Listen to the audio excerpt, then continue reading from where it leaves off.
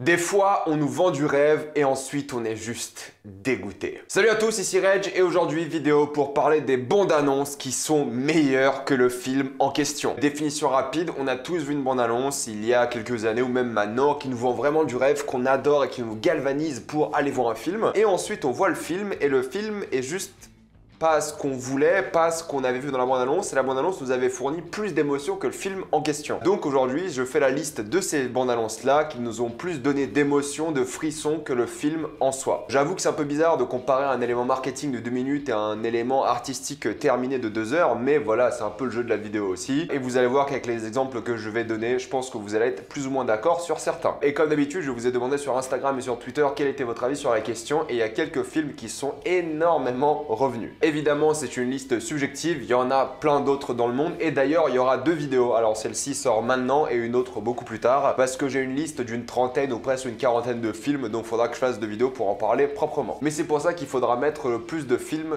dans les commentaires. Et comme d'habitude, il y aura ma plus grosse déception à la fin de la vidéo. Et évidemment, le but c'est pas de faire des critiques des films, voilà, c'est juste comparer un peu le résultat final et très brièvement et la bande-annonce. On commence tout de suite avec un film qui est sorti récemment qui s'appelle Godzilla 2. Eh bien oui, The King of Monsters. C'était un film qui avait des bandes annonces superbes. Visuellement, les monstres étaient très esthétiques, c'était très beau, très coloré. Il y avait une vraie envergure, on voyait vraiment l'échelle des monstres, ils avaient l'air titanesques comme des dieux sur le monde des mortels. Il y avait ces petites notes au piano qui donnaient vraiment l'impression d'un film beaucoup plus calme, du calme avant la tempête, et c'est vrai que visuellement ça déchirait, c'est surtout ça qui nous tenait en haleine. On retenait notre souffle à chaque monstre, à chaque apparition, il y avait une sorte de mélancolie par rapport aux monstres, comme s'ils étaient torturé, comme si quelque chose de grave allait se passer, comme s'il y allait avoir des morts. Et au final, le film, c'est juste un gros bordel d'effets spéciaux avec des histoires concernant les humains extrêmement peu intéressantes. Il me semble que j'en avais fait une critique, mais c'est vrai que c'est un film qui sert à rien, quoi. Le premier, il y avait vraiment quelque chose d'intéressant, mais celui-ci, pour moi, j'ai trouvé que c'était une bouillie d'effets spéciaux pas du tout intéressante. Et comparé à l'esthétisme dans la bande-annonce, c'était à côté de la plaque. La bande-annonce de Justice League, moi, elle m'avait vendu du rêve. La réunion de ces super-héros à l'écran, enfin la Justice League, j'étais chaud comme la braise. On avait la fameuse musique Come Together qui était vraiment symbole du film et ça marchait très bien dans la bande-annonce. On avait vraiment ces visuels sombres de Zack Snyder. C'était ambigu, on savait pas vraiment c'était quoi l'histoire, c'était quoi les thématiques, c'était quoi vraiment le gros défi de la Justice League dans cet épisode. On nous avait pas montré Superman alors qu'on savait très bien qu'il allait être dans le film. C'était vraiment l'union des super-héros, c'était les nouveaux Avengers qui allaient arriver et puis on a vu le film. Le film complètement différent des attentes. On sait très bien que c'était un Frankenstein de 2 réalisateurs du studio qui s'est mêlé de tout ça. Le film était une énorme déception, mais la bande-annonce, on y croyait. Enfin, en tout cas, moi, j'y croyais. Je me suis dit, ça va être bien, je vais prendre mon pied, enfin la Justice League, et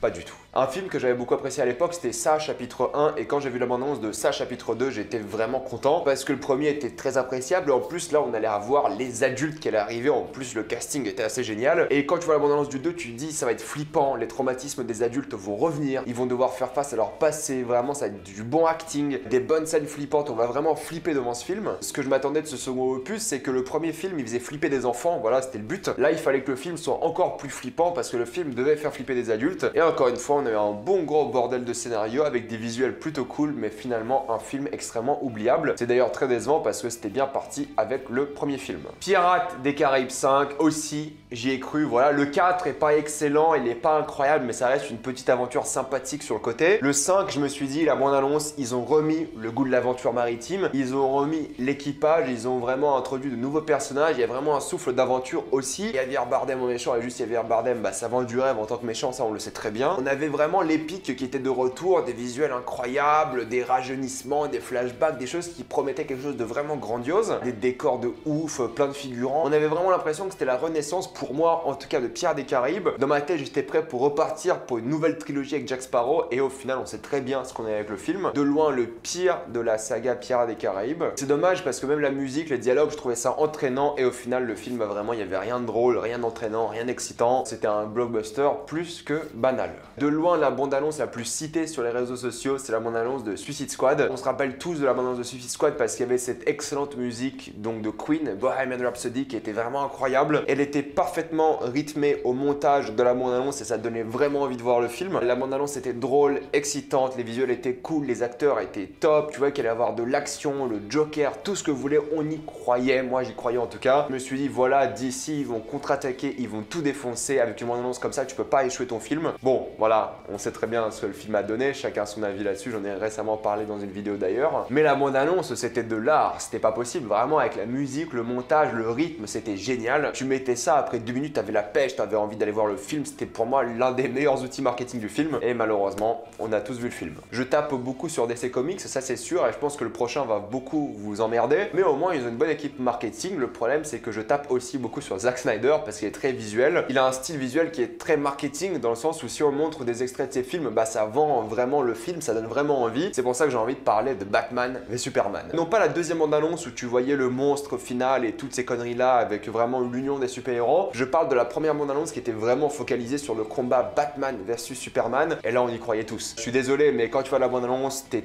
tellement hypé par ce film. On dirait le combat de 2 titans alors qu'on connaissait même pas Batman dans cet univers, fallait l'introduire, voir qui il était, mais à cause de ce qu'on connaît de ces personnages là, on attendait vraiment la bataille la plus épique possible. Bon, ça on sait comment ça s'est déroulé, c'était pas épique du tout, mais ça annonçait un truc de ouf, ça annonçait le début de la Justice League, mais aussi quelque chose qu'on n'a jamais vu au cinéma. C'était vraiment l'un des films les plus attendus de tous les temps je pense. Tout donnait envie, la musique, les visuels, c'était quelque chose de presque biblique qu'on allait voir, c'était cette impression qu'on avait. En plus ça réglait les problèmes du précédent film, et là on avait tous hâte de voir le film. Au final, pour moi en tout cas, je sais que vous l'aimez beaucoup, mais pour moi c'était vraiment pétard mouillé et il m'a énormément déçu. Et j'ai vu la version longue, je la trouve meilleure, mais le film je le trouve pas du tout compétent, surtout si on compare à la bande-annonce qui m'a fourni beaucoup plus d'émotions que le film en entier. Je sais qu'on n'est pas d'accord là-dessus, je le sais. Valérian et la cité des 1000 planètes, c'était un film qui, avec sa bande-annonce, donnait vraiment envie de revoir des space opéra au cinéma, des gros films de science-fiction avec un budget énorme et vraiment une aventure spatiale. On avait des visuels très léchés, très coloré, beaucoup de diversité dans les monstres, dans les planètes, dans les vaisseaux, tout ce que vous voulez. On nous faisait même découvrir des conflits, enfin bref, c'était vraiment un nouveau monde, une nouvelle licence qui s'apprêtait à se lancer au cinéma. Et concernant la bande-annonce, tous les feux étaient au vert, on s'est dit putain voilà enfin le retour d'un grand space opéra, une nouvelle licence qui va se lancer. Et non en fait. Le film avait bien confirmé nos craintes concernant le casting et des choses comme ça, et le film était aussi un pétard mouillé. C'est pas le pire film de la planète, mais il est complètement oubliable, surtout à cette bande-annonce qui donnait vraiment envie. Prometheus, c'était vraiment extrêmement attendu parce que c'était le retour de Ridley Scott sur la saga Alien, et juste pour ça, bah, on avait hâte tout simplement. Mais on avait vraiment l'impression que c'est un Alien moderne, c'était vraiment le retour du maestro de la franchise qui vient en 2011, 2012, je sais même plus, avec encore une fois des visuels énormes, avec vraiment le son, le cri, l'alarme, ce que vous voulez de Alien qui était de retour dans la bande-annonce. Il y allait avoir des monstres, il y allait vraiment avoir quelque chose de psychologique, on allait avoir de la tension, du stress, enfin bref, ça allait être vraiment quelque chose d'extrêmement prenant. Et le film, encore une fois, bah il y avait plein de problèmes, c'est pas le pire film de la planète encore une fois, mais t'as jamais ressenti la tension, le stress de la bande-annonce. Dans le film c'est vrai que c'était sympa, mais bon au final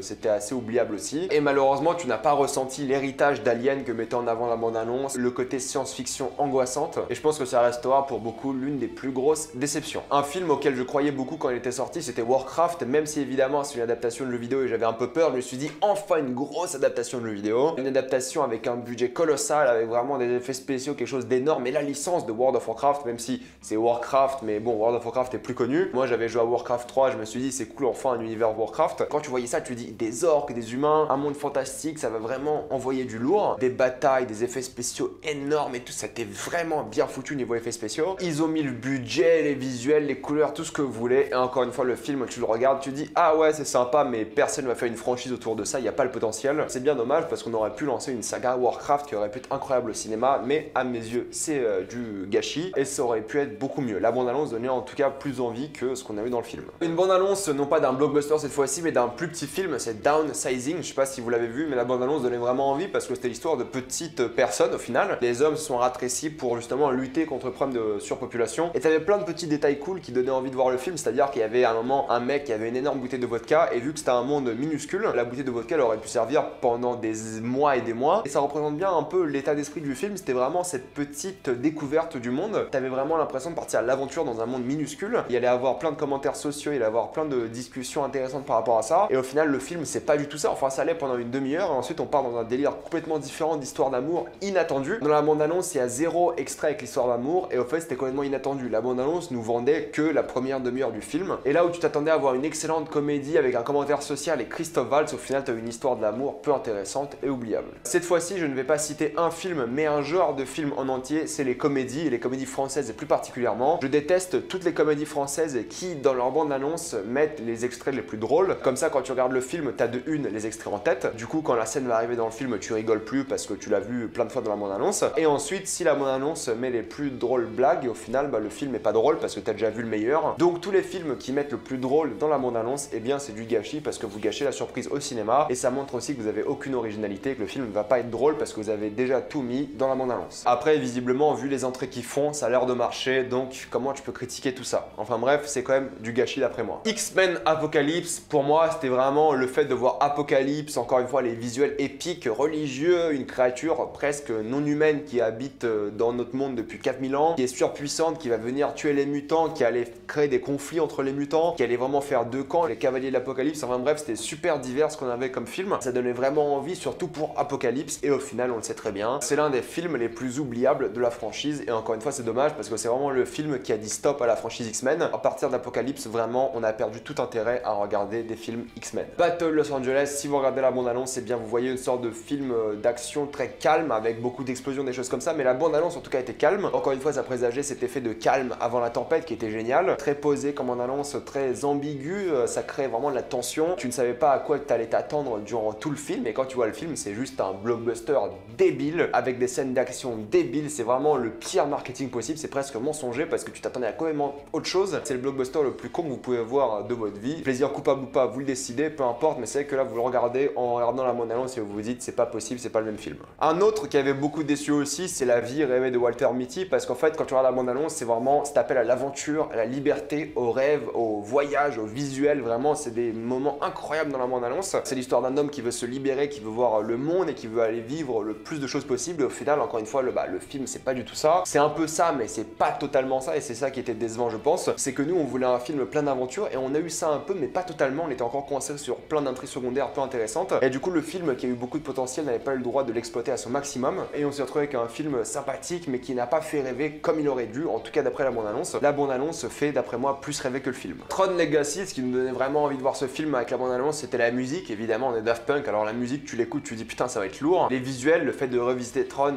30 ans plus tard ou voire un peu plus, le fait de vraiment avoir des effets spéciaux incroyables, c'est la première fois que il me semble de souvenir j'avais vu du rajeunissement sur un acteur. Ils allaient vraiment élargir cette franchise qui avait marqué à l'époque par son côté technique, par ses effets spéciaux, et là ils allaient encore une fois nous surprendre. Et encore une fois le film c'est un blockbuster que vous avez vu et tout de suite oublié. Au moins ils n'ont pas déçu sur la musique, parce que la musique de la bande-annonce était incroyable, la musique du film était incroyable. Et la bande-annonce qui m'a le plus galvanisé, j'ai envie de dire, la bande-annonce qui m'a le plus donné envie de ma vie, l'une des meilleures bandes-annonces de tous les temps pour un film qui moi m'a beaucoup déçu, c'est la bande-annonce de Man of Steel. Je sais pas si vous vous rappelez de la bande-annonce de Man of Steel, mais tous les feux étaient au vert encore une fois. On avait le nom de Christopher Nolan comme producteur, on avait les visuels sombres, un film Superman à la de Dark Knight, c'était un peu le plan. On avait la musique de Hans Zimmer qui était incroyable, on avait vraiment des images encore une fois religieuses, symboliques à la Zack Snyder sur Superman. On avait vraiment cette peur presque existentielle de qui il était, ce qu'il représentait. On avait vraiment son histoire qui allait changer le cours du monde. On allait avoir un drame familial compliqué, difficile, mélangé à un super-héros qui renaît de ses cendres. Il y avait une vraie mélancolie dans les visuels, quelque chose qui allait vraiment être touchant et puissant en émotion, et au final le film